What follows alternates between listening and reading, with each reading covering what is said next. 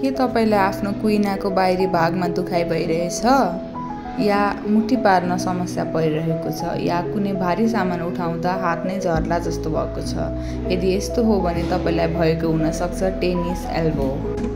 Tennis elbow भनेको कुइनाको बाहिरी भागको दुखाइ हो। यो दुखाइ हाम्रो हातको मांसपेशीहरूको अत्याधिक प्रयोगका कारण हुन सक्छ।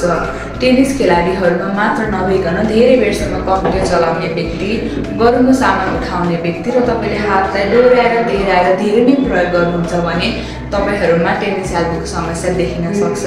यस समस्याको प्राथमिक उपचारका लागि तपाईले घरमा आफ्नो दुखेको भागमा आइसले सेक्न सक्नुहुनेछ र हातलाई यसरी तन्काएर राख्न सक्नुहुनेछ भने यस समस्यालाई जडैदेखि हटाएर फाल्नका लागि भने तपाईले फिजियोथेरापिस्टसँग सम्पर्क गर्नुपर्ने हुन्छ। फिजियोथेरापिस्टद्वारा गराइएका एक्सरसाइज, प्रयोग गरिएका विद्युतीय उपकरणले तपाईको दुखाइलाई जडैदेखि हटाएर फाल्न सक्छ र तपाईले दुखाइ रहित जीवन जिउन सक्नुहुन्छ। यस विषयमा तपाईलाई अन्य केही जानकारी प्राप्त गर्न मन भएमा मलाई सम्पर्क गर्न सक्नुहुन्छ। धन्यवाद।